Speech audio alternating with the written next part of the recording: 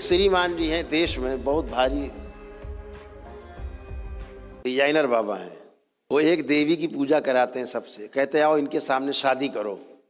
सबसे पहला काम वो देवी कर, देवी नहीं है वो, ये भी ध्यान रखो, देवी नहीं है वो। और उधर स्त्री में पति के प्रति विद्रोह की भावना बढ़ती है और उनका सौंदर्य और यौवन दोनों धीरे धीरे छीन लेती है, चूस लेती है। वो श्रीमान जी बकायदा शादी करा रहे हैं, उसके सामने गठबंधन करा रहे हैं। समझदारी का जो विकास है आपके घर से ही होता है, आचरण आपके घर से ही बनता है। आपके माता पिता पहले शिक्षक हैं जिनके आचरण से आप प्रभावित होते हैं। बिना कहे सुने आप अपनी माता पिता की चाल में, अब लड़का है तो पिता की चाल में चलने लगता है, उसी तरह चलेगा, स्टाइल में उसी तरह बात करेगा। बिटिया है तो बिल्कुल माँ की तरह उसी तरह बात करेगी। ये अपने आप ही आ जाता है। गुरु शिष्य है, शिष्य के अंदर गुरु की अपनी सब चीज़ें आ जाती है अपने आप, बगैर कहे, बिना बोले बिना कहे जो आ जाए उसे आचरण कहते हैं। आचरण।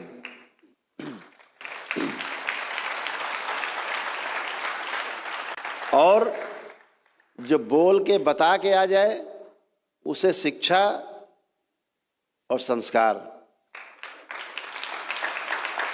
तो उसे हम संस्कार कहते हैं। तो देख देख के भी धीरे धीरे संस्कार बन जाते हैं। कहते हैं ना वो संस्कारी है, तो माता पिता का लक्षण दिखता है उसमें।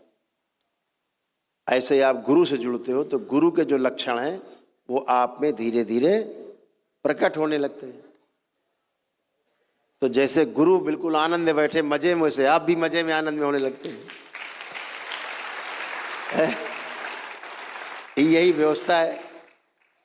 अभी नेपाल से देखो एक दल चला आ रहा, अभी रास्ते में है पदयात्री, वो इसलिए यार एक दल आ चुका नेपाल से, ये भी नेपाल से बैठे हैं विष्णु जी, विष्णु आचार्य। रोज नेपाल से लोग रहते हैं, 10-5 लोग रोज नेपाल से आते हैं। तो अब वहाँ के लोग वहाँ पदयात्रा करके आ रहे हैं सारे। भगवान पशुपतिनाथ मंदिर के जो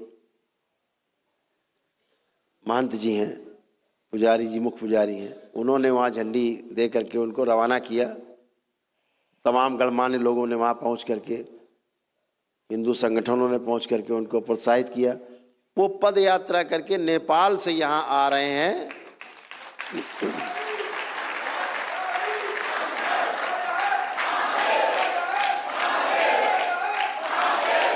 और वो ठीक होने के लिए नहीं आ रहे, ठीक तो पहले ही हो चुके वो इसीलिए आ रहे हैं कि दरबार बनाया जाए नेपाल में, ये डिमांड है।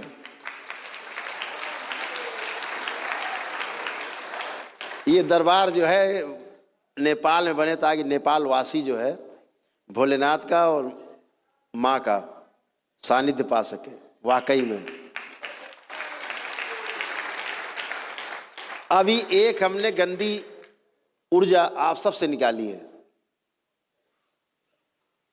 कामदेव, प्रार, काम वासना, काम सब में समाहित करे, सबकी समाहित करे। शिव एक गंदी ऊर्जा आपसे निकाली है। एक श्रीमान जी हैं, देश में बहुत भारी डिजाइनर बाबा हैं, बगैर डिजाइन के चलते ही नहीं।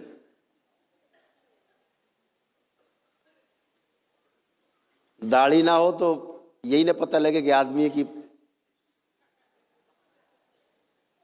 पता ही नहीं लगे। बहुत डिजाइनर हैं, पूरे देश में उनका नहीं विदेशों में नाम है, चकाचौंध बिल्कुल। हमारे देश का युवा बिल्कुल बेचारे, अभी तक तो बहुत पागल था लेकिन अब पागलपन कम हुआ है। कहते ना काठी की हांडी कितनी बार चढ़ाओगे आग में, जली जाएगी।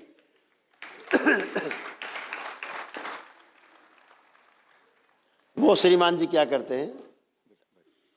वो श्रीमान जी क्या करते हैं?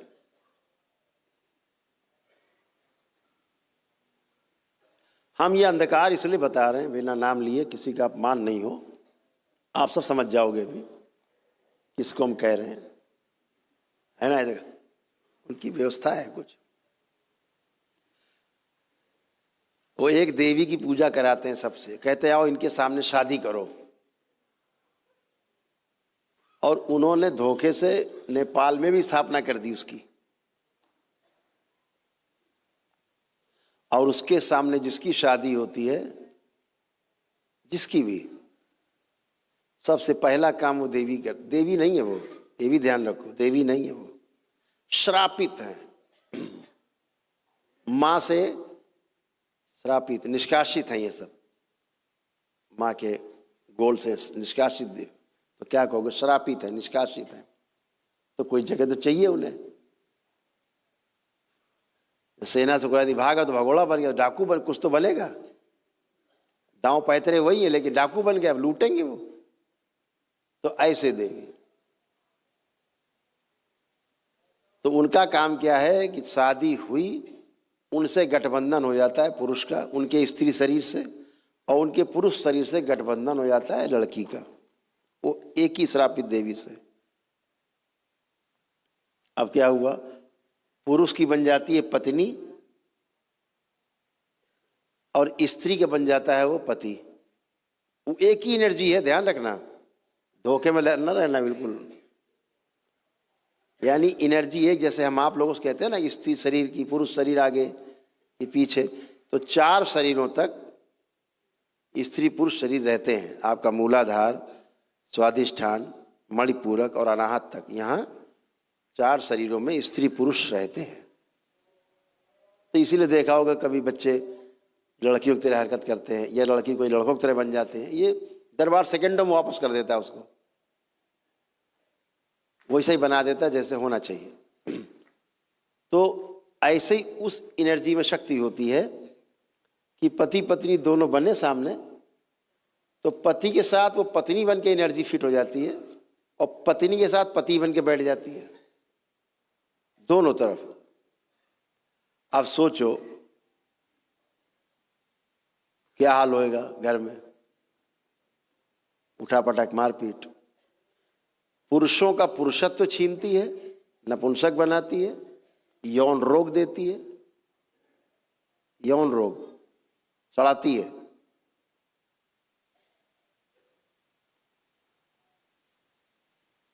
यहां बैठे ऐसे सैकड़ों लोग हैं जिनका यौन रोग ठीक किया दरबार ने एक ही दिन में, सेम डे,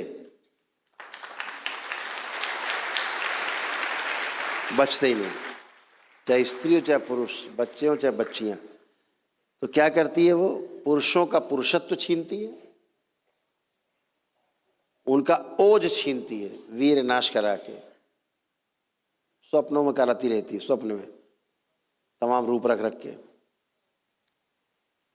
और उधर स्त्री में पति के प्रति विद्रोह की भावना बढ़ती है, और उनका सौंदर्य और यौवन दोनों धीरे धीरे छीन लेती है, चूस लेती है। तो महिलाएं, बच्चियां अपने को बूढ़ा महसूस करती हैं, बुढ़ापे जैसा महसूस करती हैं, पति अति तरह देखने की इच्छा नहीं होती, और अपना चेहरा भी शीशे में नहीं दिखाई देता, अच्छा नहीं लगता देखना। ऐसे यहाँ बहुत लोग हाथ उठा केवल इशारा कर सकते हैं कि हाँ ऐसा होता था, उठाएं हाथ, निसंकोच उठाओ, चिंता नहीं, कौन फोटो खींच रहा है कोई तुम्हारी, देखो ऐसे होता था, हाथ नीचे कर लो, हाथ नीचे कर लो। इस तरह दरबार क्या करता, अभी क्या किया दरबार ने, उसको नष्ट किया, पूरा खींच के लाए, हाँक के पूरा लह गया यहाँ सबके, यहाँ से किसी में नहीं बची। उसका प्रमाण देंगे हम कि कैसे नहीं बची, नहीं बची उसका प्रमाण देंगे अभी हम, ला के खींच के रखा गया। और जो जो छीन के आपसे ले गई वो सब आपको वापस किया, जितना छीना उसने आप लोगों से भी, ये पूरी सृष्टि में वो व्याप्त है। तो आपका जो जो छीन के ले गई सब आपको वापस किया गया, आपका ओज वापस किया गया।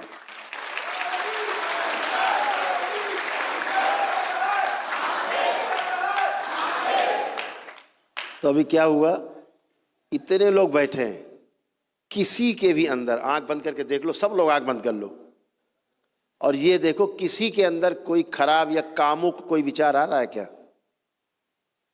कोई देख डालो, खराब से खराब सीन देखो, कोशिश करो और देखो कोई कामुक विचार, कोई गंदा विचार मन में आ रहा किसी के, खूब अच्छे से देख डालो, क्योंकि निकाला है उसको दरबार ने, नष्ट किया है। बहुत कामुकता बढ़ा के रखती थी, गंदे गंदे ख्याल देना, महिलाओं बच्चियों को देख के, अपनी बहन तक को देख के को गंदे ख्याल देने लगे, ऐसी गंदगी थी। बच्चों में को माँ के प्रति गंदा गंदा सोच दे, ऐसी गंदगी थी, सब नष्ट हुई। किसी को आ रहा कोई गंदा ख्याल? किसी को भी आ रहा हो तो हाथ उठा सकते हो। किसी को गंदा ख्याल नहीं, एक गंदगी नहीं, एक गंदा विचार भी आपके अंदर नहीं आ रहा, वो गंदगी हट जाने के कारण। और वो श्रीमान जी बकायदा शादी करा रहे हैं उसके सामने, गठबंधन करा रहे हैं। सोचो कहाँ ले जा रहे हैं स्त्री पुरुष, और लोग जा जा करके वहाँ शादी कर रहे हैं। इतना ही नहीं, लोग ऐसे ऐसे बड़े मास्टर लोग होते हैं आजकल तो भाई हैं, जो शादीशुदा लोग हैं वो भी जाके वहाँ दोबारा शादी कर रहे हैं।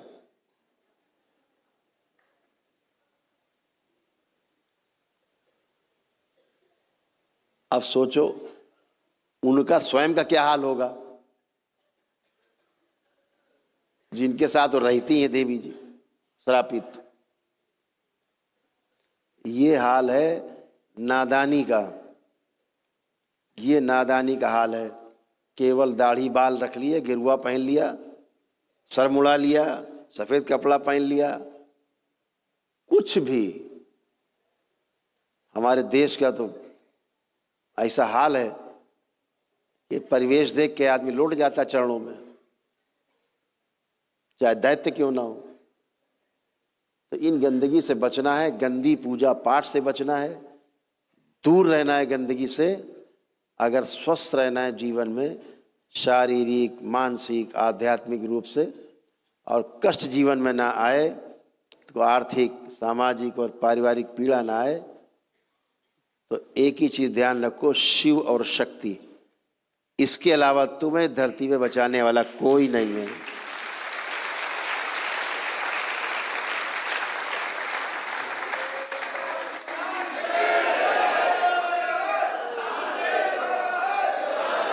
तो खूब आराधना करो, खूब पूजा पाठ करो, शिव शक्ति। जहां आप मंदिर बनाओ, शिवलिंग जरूर स्थापित करो।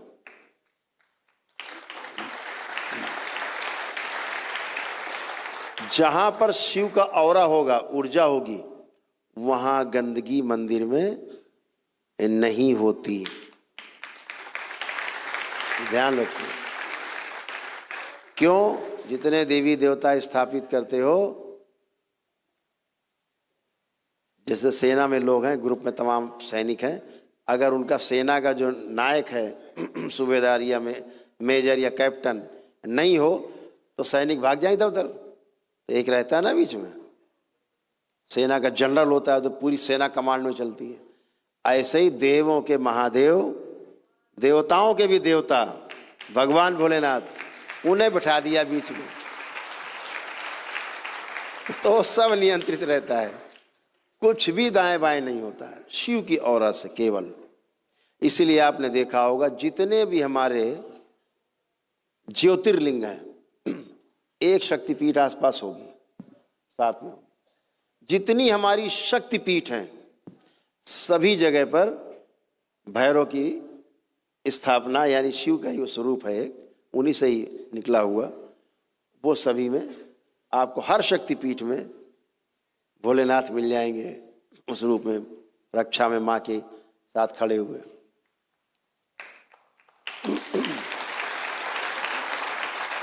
तो ये जो चीज़ें हैं आपको ध्यान रखना है कि हमें अगर सुरक्षित रहना है तो उपासना, हमें साधना, ध्यान साधना उन्हीं की करनी है, सिर्फ उनकी करनी है जो हमारी सुरक्षा कर सकें, हमें नुकसान न पहुंचाएं, हमारे परिवार की सुरक्षा कर सकें, हमें संरक्षण दे सके, उसी करो। नहीं तो इससे अच्छा किसी की मत करो, खूब आनंद लो। गलत एनर्जी की पूजा पाठ की, गुंडे मवाली से दोस्ती की, और घर के अंदर आया दारू पीना शुरू कर देगा, घर में क्या करेगा आपको पता भी नहीं है। इसलिए गुंडे मवालियों जैसी चीज़ों से दूर, प्राण प्रतिष्ठा न ठीक से हुई हो उनसे दूर रहिए। ऐसे मंदिर से जहाँ प्राण प्रतिष्ठा नहीं पता है आपको कि ठीक से हुई है, मत जाइए। दूर रहिए। अपने सारे धार्मिक स्थलों में जाएं, सारे पूजा पाठ करें, सारे तीर्थ स्थान में जाएं, सारे शक्तिपीठ, सारे ज्योतिर्लिंग, सब जगह जाएं, जितने धार्मिक स्थल बने हैं। खूब वृंदावन जाएं, खूब काशी जाएं, खूब मथुरा जाएं, खूब करें पूजा अर्चना। वहाँ जितनी कर सकते खूब करें, क्योंकि वो एक ऊर्जा की जो वहाँ स्थापना हुई है वो प्राकृतिक रूप से हमारे ऋषि मुनियों ने बहुत ढंग से विधि पूर्वक की, इसलिए वहाँ कोई खतरा नहीं है आपको। लेकिन बहुत से लोग नाटक बना के आजकल चल रहे, मूर्ति को ले लें हाथ में डोलची में और लिए घूम रहे हैं, दिखावा कि हम बहुत बड़े पुजारी हैं भाई। और उन्हें ये नहीं पता कि तुम से बड़ा ढोंगी कोई नहीं।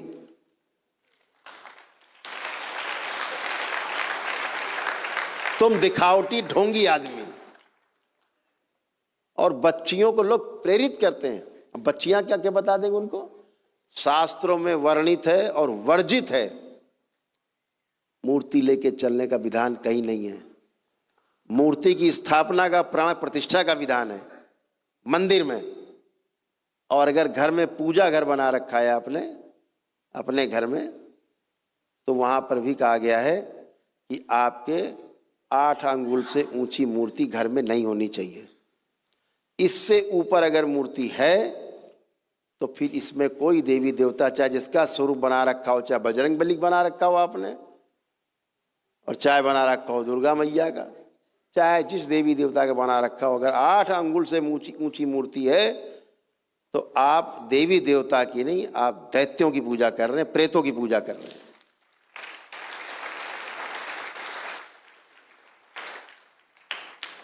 अपने बचिए ऋषि मुनियों के शब्दों को ध्यान रखिए। एक एक शब्द हीरा है, पन्ना है लिखा हुआ। पढ़िए। अपने लोग जो हैं पढ़े लिखे लोग, ज्योतिषाचार्य लोग हैं, अच्छे गुरु लोग, उनसे पूछिए। ऐसे टांग के नहीं चला जाता भगवान को, गरिमा गिरती है। अब आप अगर मूर्ति लियो तो कोई छुएगा भी, पता लगे पेशाब करके आ रहा हो, मत्थे में लगा रहा, कर दिया खंडित।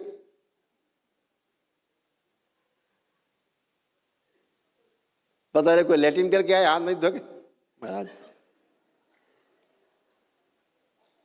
कुछ तो ऐसे लोग हैं बकायदा रख के बैठ जाते हैं, आओ भैया सब लोग आओ पूजो, डोलची लिए बैठे हैं, डाल पैसे भी डालते जाओ साथ में। ऐसे भी भाई, अरे भाई बड़े वो हो तो चले जाओ बांके बिहारी, वहां लोटी मारो तो तुम्हारा जन्म सफल हो जाए। बांके बिहारी जाओ। है अभी दरबार ने शक्ति खोली कि द्वारिकाधीश मंदिर है कानपुर में, भगवान श्री कृष्ण का द्वारिकाधीश मंदिर है। वहां से भी आदमी दंडवत यात्रा करता हुआ आता है तो उसको भी 1 डे का पुण्य मिलता है दरबार में।